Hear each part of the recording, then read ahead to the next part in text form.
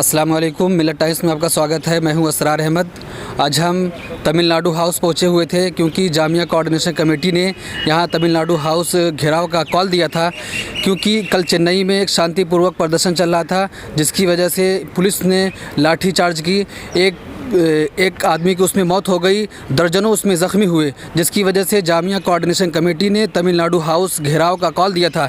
लेकिन स्टूडेंट को यहाँ नहीं पहुँचने दिया गया। आप देख सकते हैं यहाँ बैरिकेडिंग की गई है, पुलिस की गाड़ी खड़ी है, वाटर कैनन यहाँ खड़ा हुआ है, पूरी पुलिस फोर्स यहाँ मौजूद है।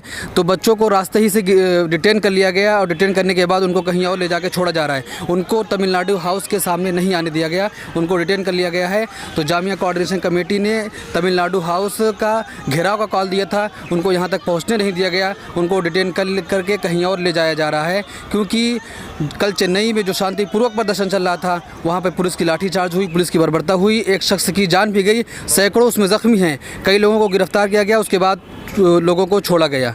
तो आप देख सकते हैं यहाँ पे पुलिस बल मौजूद है, बैरिकेडिंग की गई है और वाटर कैनन भी खड़ा हुआ है।